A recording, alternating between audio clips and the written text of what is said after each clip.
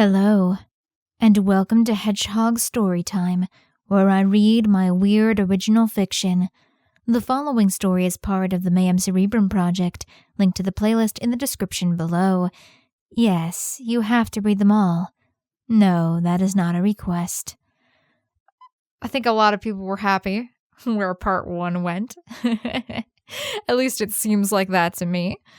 It's gonna get better. It's gonna get even better. Oh, I'm excited. It's time for some card games. Are you ready for some card games? I'm ready for some card games. Also, everyone's new favorite character. I'm excited. Here we go. Without further ado, here is You Can't Keep a Good Bitch Down, Part 2.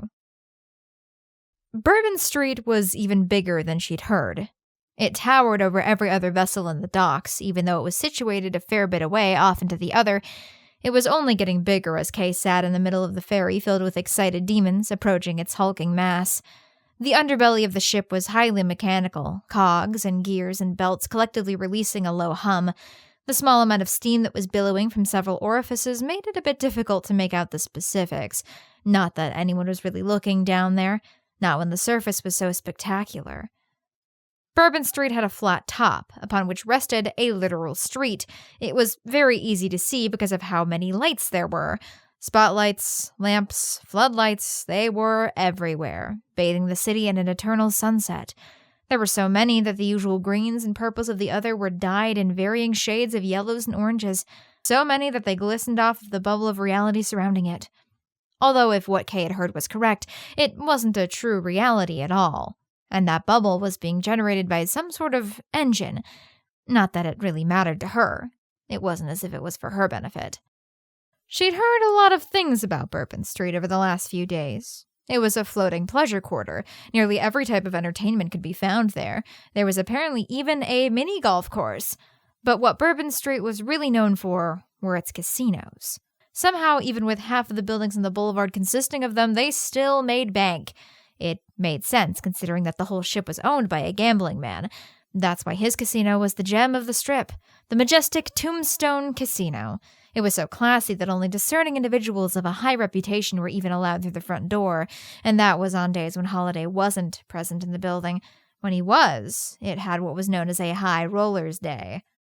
Of course, that's right where Kay was headed. Because the icing on the cake of all of this was that Bakke wasn't just upset about this development. He was furious. Apparently, he and Holiday had some sort of history, and Holiday had parked Bourbon Street just far enough away from the mainland that if he wanted to do something about it, Bakke would have to come to him. Honestly, he sounded like Kay's type of guy. A shame she wasn't here to make friends. Even if she wanted to change her mind now, she really couldn't. Her attire made it quite clear who her allegiances lied with. Though the style of her dress might have been more aligned with Holiday's reputed old-fashioned sentimentalities, what with its long, wide skirt and high waistline, it was also a vibrant shade of green. It was an especially bold choice to go with Kay's now bright red hair and blue eyes, but she made it work. If it was up to her, she would have chosen a much more subtle way of conveying which horse she was betting on, but she couldn't think like herself here. She had to think like Bakke. Admittingly, Kay wasn't that familiar with the man, but she felt as if she had an extra amount of insight, for whatever reason. Bakke was more concerned about making a statement than he was about being subtle, or clever, so Kay had chosen a shade of chartreuse so bright that she'd be noticed anywhere in the casino. That was what she wanted, after all. Finally, the fans in the back of the ferry slowed as they pulled into the little docking station on the edge of the street. A few attendants stood by to help with luggage or offer directions, but Kay wasn't staying long, and she knew exactly where she was heading, so she passed on by. She couldn't help noticing the worried glances they shot in her direction with a hint of satisfaction. Much like Discord, there were a variety of architectural periods and styles represented in the buildings along the stone brick boulevard, but unlike Discord, each had very common aesthetic sensibilities. Many of the restaurants and other smaller venues had terraces on their second floors, while some of the bigger ones had wraparound balconies. All were made in a very similar color palette of exciting reds and blues. It was a little disarming. It was also probably on purpose. As she made her way further down, the building started to become more grand and ostentatious. There were several luxurious hotels and even a European-styled opera house, but Kay's eyes were quickly drawn away towards the road's terminating point. There was her destination. the Tombstone Casino. Its front awning was made of flat boards, much like a saloon from the Old West, but behind that Kay could spot a positively sprawling compound of stately stone. Even for her, it was a touch intimidating. But if she had incurred the Lord of Discord's wrath and lived to tell the tale, she could handle this easily.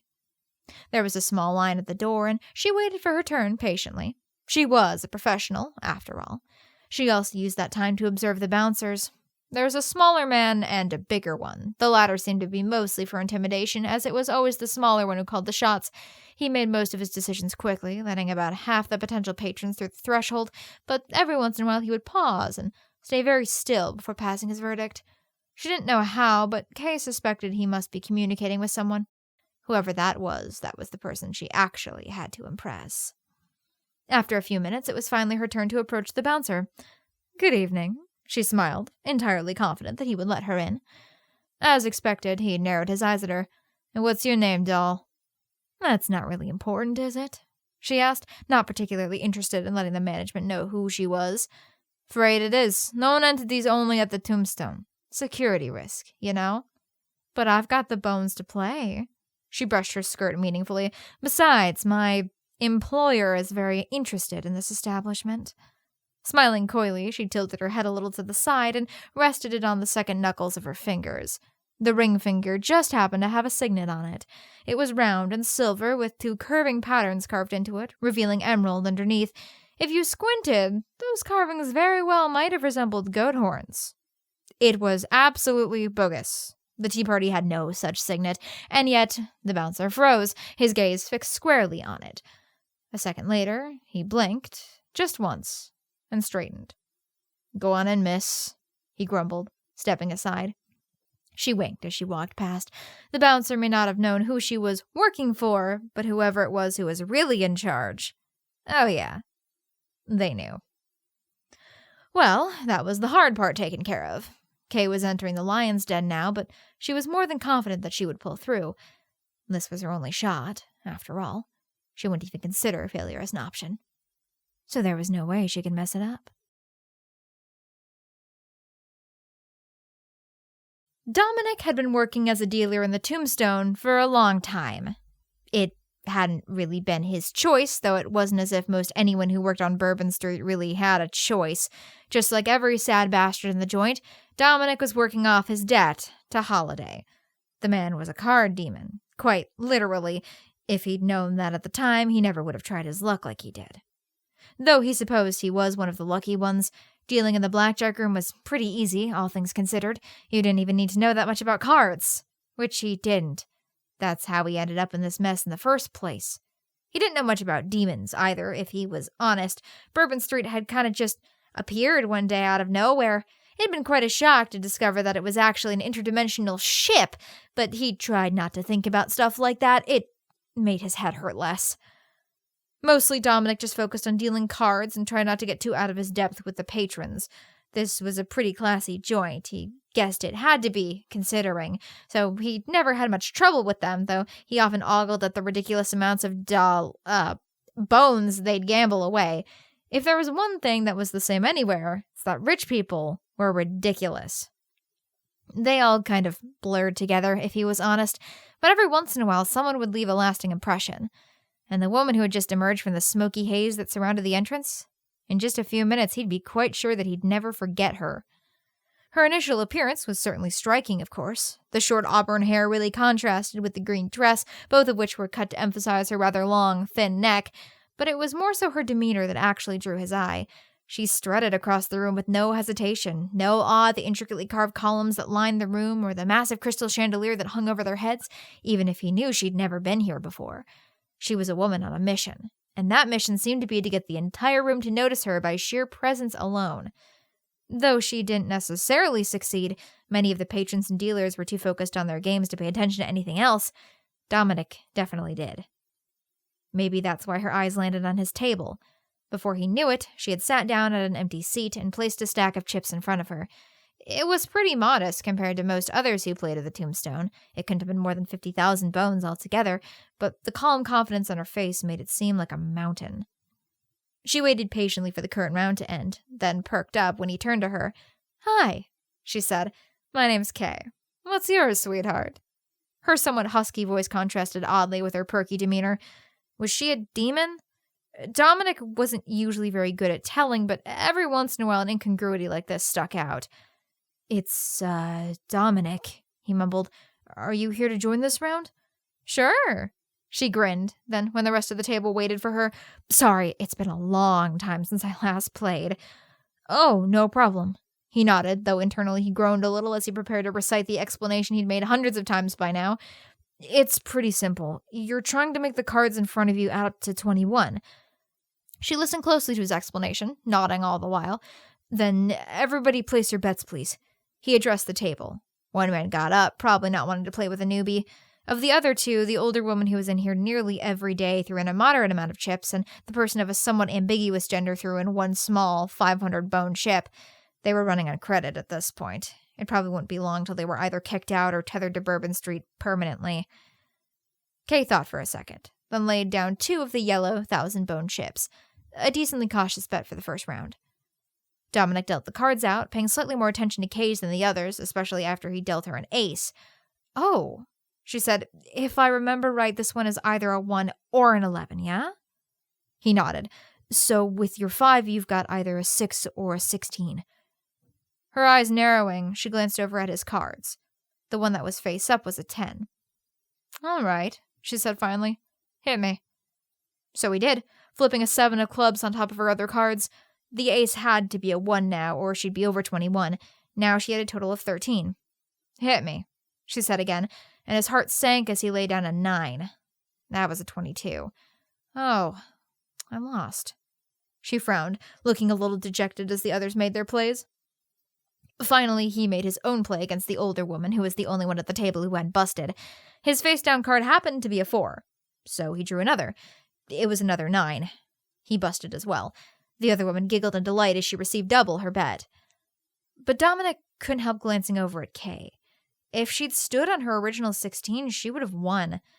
It was a rookie mistake he'd seen too many times. She was probably going to lose all her bones by the end of the night unless she cut her losses early.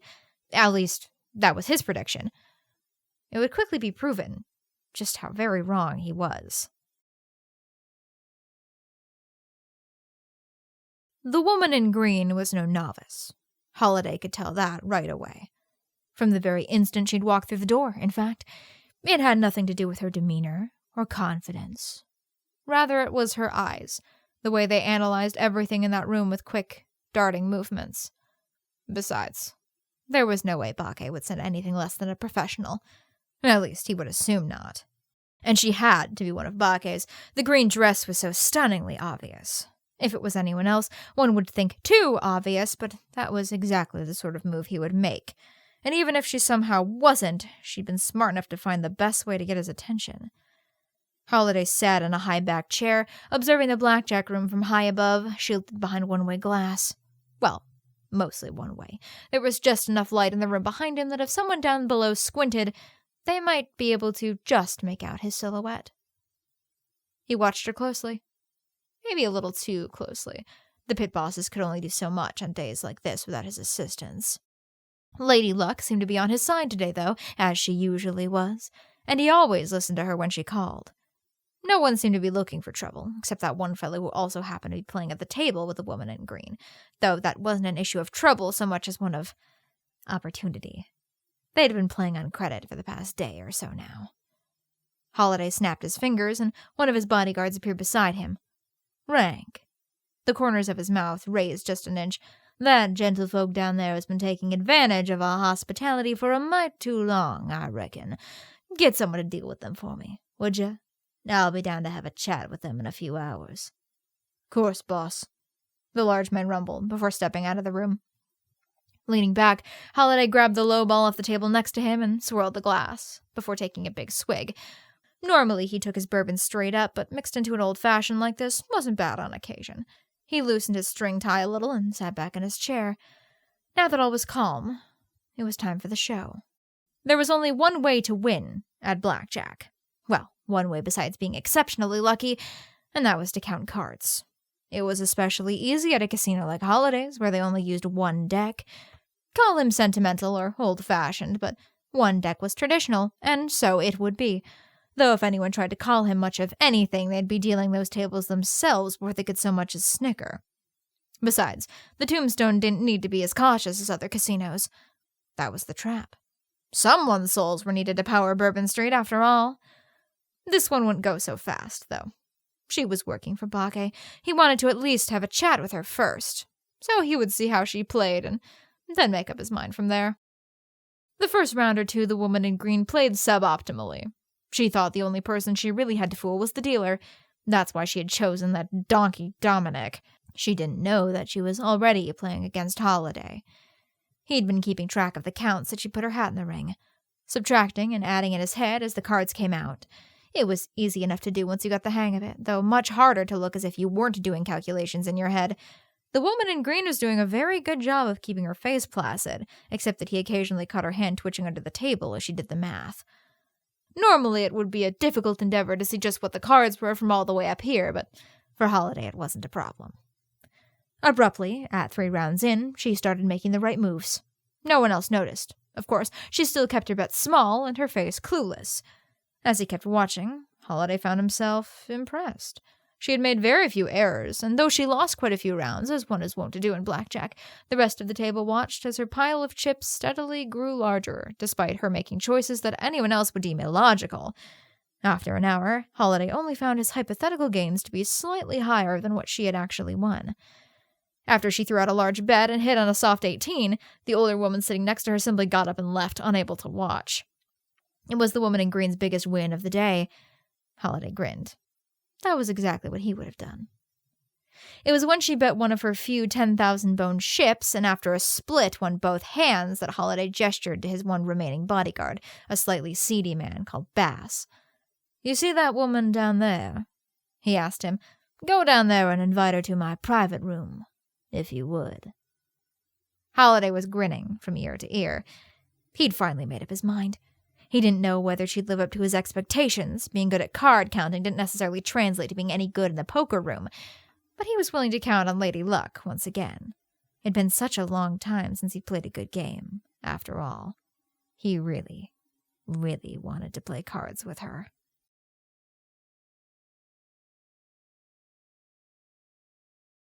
He didn't quite know when it occurred to him, but it was maybe after about an hour or so that Dominic began to wonder if Kay just maybe, potentially, might be card counting. After she won 20 grand over a split, the possibility increased.